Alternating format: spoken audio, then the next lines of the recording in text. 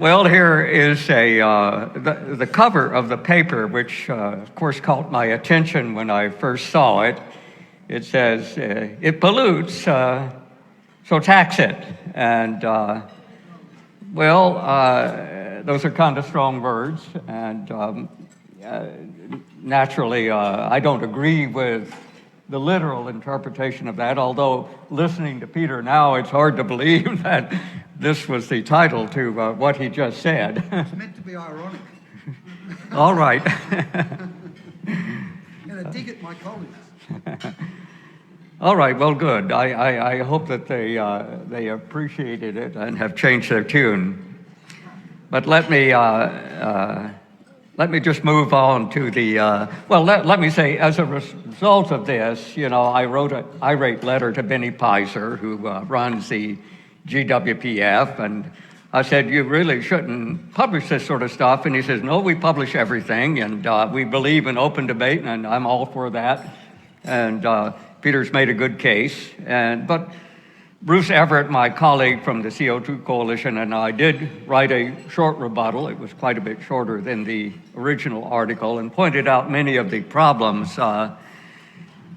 Peter referred to the Pigouvian tax, which is a way to handle negative externalities that was invented by a British economist, Pigou, 100 years ago almost now.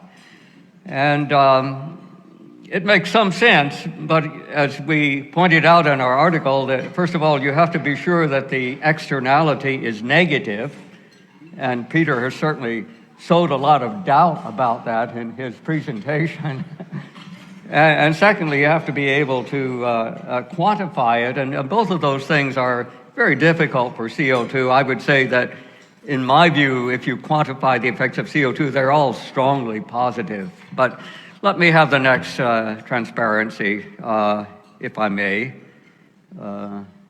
Who's back there? Can you advance this? Or do I advance it? This thing advances it. Okay, good. Whoops. Whoops. Why does this thing... Be very careful. Okay, this is green advances. Okay. Okay, so this is Peter's words. It pollutes, so tax it. Need we say more about carbon dioxide? Well, as actually Peter himself has made the case, CO2 is definitely not a pollutant. He's been pretty clear about that. It's a positive, not a negative externality for many of the reasons he's outlined. First of all, the amazing effects on plant growth, which are really, if you look around, what can we see that CO2 has changed? You can't see any effect really on the weather or the temperature, but you can see huge effects on plant growth. And I guess another objection I have is words make a difference. And pollution is quite a negative word. It's a pejorative word. And if it was meant to be ironic, that's fine. But many of us are not very subtle, and that might go by too many people. And as George Orwell noted in 1946, most people who bother with the matter at all would admit that English language is in a bad way. That was certainly true in 1946. It's true today, and it's really Orwellian to call CO2 a pollutant. It's really a beneficial gas of life. And of course, what really irritates me, and what Peter did not do, but is to call most of us here deniers. And that's fully Orwellian too, because what we're doing is telling the scientific truth. Well, let me go again to the... speak to the microphone. Let me go again to the abstract of Peter's paper. And it says carbon dioxide emissions were designated as a type of pollutant in the late 1980s. Although CO2 is not directly harmful, its accumulation in the atmosphere will raise average temperature in the troposphere and the Earth's surface with possible, potentially harmful, a lot of subjunctives here, ensuing changes in other climate attributes. Well, to his credit, Peter correctly states that CO2 really is not harmful. I would point out that like everything, the dose makes the poison. And if you breathe pure CO2, you will suffocate very quickly and die. And Joseph Black, who first discovered CO2, subjected a number of unfortunate mice to being enclosed in a bottle with CO2, and they immediately died. And then he put in plants, and he noticed that they grew much better. So already by 1760, people understood the basics of CO2, that it's pure CO2 is bad for people, very good for plants. And the other thing I think most of us should understand better is that we depend completely on CO2 to be alive. You know, our blood is, I suppose, some kind of fossil of an ancient ocean, but its chemistry is quite similar to the sea today. And if you look at the ocean, if you took all the CO2 out of the ocean, the pH of the ocean would be 11.4, I believe, which is about the same as household ammonia. So the ocean is extremely caustic, and the only reason that anything can live in the ocean is most of that alkalinity has been neutralized by CO2, and the same in our blood.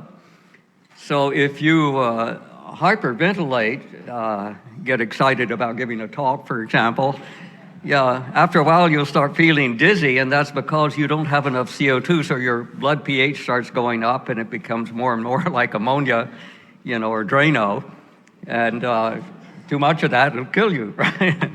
So as for everything in life, there is a balance for CO2, and we're pretty close to balance. And it's a very broad balance. You can double or triple CO2. It will hardly make any difference, certainly none to physiology. So let me move on to another. I've said enough on this. So let's talk about the positive effects of plants. I think most people here know about this, but there are hundreds of experiments like this one where you, under controlled conditions, grow plants, and you notice the more CO2, the better they grow. And it's almost independent of plants, although some do a lot better than others. And that's illustrated by this paper that came out in 2022 by Taylor and Schlenker, where they did a careful analysis of crop yields in the United States. And just to summarize, it says, viewed retrospectively, 10%, 30%, and 40% of each crop's yield, he's talking about corn, soybeans, and wheat, these huge increases of yield were due to more CO2. I've looked at that study. It was very carefully done, county by county. They tried to take out changes in precipitation, weather and stuff like this. And it's consistent with many other studies. So there's no doubt that CO2 is very beneficial, especially for the plants that are in the old-fashioned C3 photosynthetic path, which includes wheat and soybeans, but not corn. So corn does not benefit quite as much as many other plants, but they all benefit some. So the CO2 is a real plus for life on Earth, for photosynthesis. Now let me, at the risk of turning everyone off, say a little something about physics. This is my first love. And what I've plotted here is the radiation going to space as a function of the thermal frequency. So the room that we're in is full of thermal radiation. We're radiating, the walls are radiating. And if you analyze it, it's got various frequencies. They look roughly what you're looking at now. So to the right of that diagram are high thermal radiation frequencies, and the left are low. And the smooth blue curve is the famous Planck curve that ushered in quantum mechanics. It's in one of the most famous curves in physics. And the black curve is the radiation that you would see coming out to space from satellites, and we have lots of measurements of this. I'll show you some in a minute. And you can see that the black curve is well below the blue curve, so the total radiation going to space is the area under the black curve, the jagged black curve, and it's substantially less than the if you had no blue greenhouse gases, which is the blue curve. But the point I want to make is if you double CO2, the difference is you go from the black curve to the red curve, which I can just barely see from here, but it's a very tiny difference. Very few people realize that if you double CO2, you will only change the radiation to space by about 1%. In this particular case, we say 1.1%. And there's no dispute about this. IPCC had done this calculation before we did. We said 3 watts per square meter. They say 2.8. So they actually, we're actually more pessimistic than they are, but not by very much. So CO2 is not a potent greenhouse gas. It's an impotent greenhouse gas. And let me just, if you say, this is somebody's theoretical calculation, let me just show you, if you use these codes to compare what satellites see, here's an example. And on the left are model calculations with the same codes I just showed you. And on the right are satellite observations. There's no adjustment. These are, nobody has tried to fit any curves here. And you can see that you can hardly tell the difference. I would really have to point out which is model and which is observation if I hadn't arranged it in this way. There's a huge amount of interesting physics I won't bore you with. This is at 3 different latitudes on Earth. One is over the Sahara Desert. One's a little further north over the Mediterranean where it's a little bit cooler. In both of those areas, you see there's a big notch due to the presence of CO2 in the atmosphere. CO2 both absorbs and emits, and so in the center of the line, you're seeing emission of CO2 up in the stratosphere, and over at the sides, you're seeing the Earth shining all the way through all the greenhouse gases, the atmospheric window. It's quite interesting to look at Antarctica, which satellites do, where CO2 reverses its role. So CO2 is an anti-greenhouse gas over Antarctica. So CO2 actually it's latitude dependent what it does. So all of this is a lot more complicated than you would suspect listening to talking heads on television. And so one last bit of physics torture for the audience.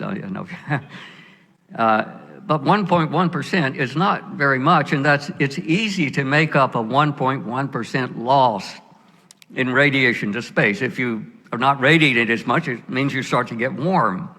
So if you double CO2, the Earth will start to warm. But it doesn't have to warm very much, because the beautiful Planck curve I showed, the main point of that curve is its area goes as the 4th power of the temperature. It's very strongly dependent on temperature. So instead of warming up by 1%, you only have to warm up by 1/4%, 1/4 of the absolute temperature. So that's a calculation you can do in your head. You don't need a supercomputer. The absolute temperature is 300 Kelvin, roughly. 1/4% of 300 Kelvin is 0.75. We have 1.1%, so it's 0.8. But it's a very small number. So all the big numbers you hear about from the true believers are numbers in which they've applied huge positive feedbacks to this basic physics.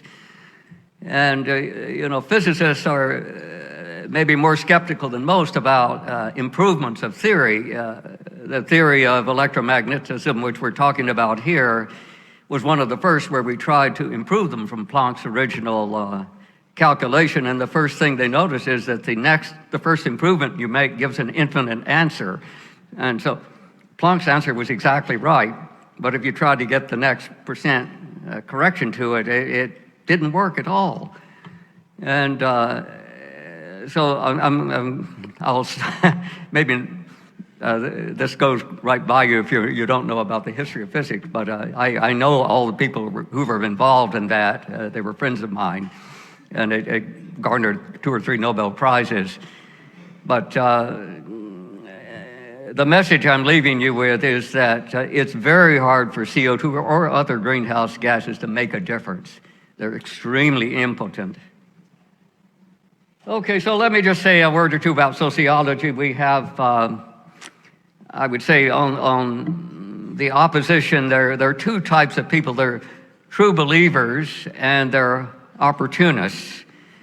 And I feel kind of sorry about the true believers. They usually are well-meaning people. They're not bad people, but they think there's a real problem and something has to be done. And, you know, who wouldn't try to save the planet if the planet were in danger? But it's not in danger, and they've simply been deceived. It's a little bit like prohibition I mentioned in one of the bullets there, that you know, demon rum is destroying America. And so we had opportunists and we had true believers at that time also.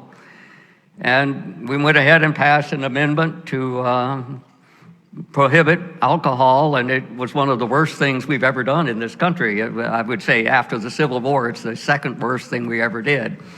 And yeah, we're still suffering, you know, the drug trade, some of the evil things you see, they all started during Prohibition, and it's still with us.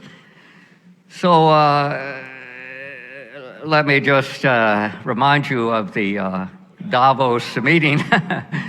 You know, many of you saw these, and I must say I was embarrassed for my country, you know, to listen to Al Gore, my former vice president, and John Kerry, my climate czar here, talk about, well, Al Gore was the worst. He talked about boiling oceans and rain bombs and you know, atmospheric rivers. Good grief, Al. And John Kerry was only slightly less embarrassing when he talked about it's almost extraterrestrial to think about saving the planet. Well, he's certainly extraterrestrial, and so is Al on a lot of these things. Okay, so I did one little calculation that I thought you might be interested in. You've probably been reading over the last month about eliminating gas stoves. The Biden administration is going to save the planet by getting rid of gas stoves. And it's a little hard to understand the motive. You know, the simplest motive would be to lower CO2 emissions a bit. You know, you could also assume it might be methane leakage, but I've put in the numbers, that's really, it doesn't make any sense. So I've taken the worst case, which is CO2 emissions. But, you know, each of us we emit 2 pounds of CO2 a day. And so if you look at the emissions of the people of the United States, it's easy to calculate that the U.S. population emits 14 times more CO2 every year than gas stoves. And all it takes is the population of Florida to equal the emission of gas stoves. So what sort of logic is this, that you want to ban gas stoves when they're emitting the same amount of CO2 as the good people of Florida?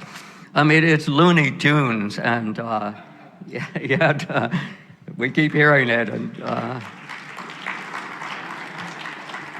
okay. My minder here is keeping my eye on this. Okay, so let me just summarize to say there are legitimate reasons to save on fossil fuels. I mean, you know, I'm as stingy as they come. My father was Scottish, and so was Adam Smith. And we're quite stingy, and I'm all for saving money. And so if you can do the same amount of work and get the same amount of products with less fossil fuels, I'm all for it.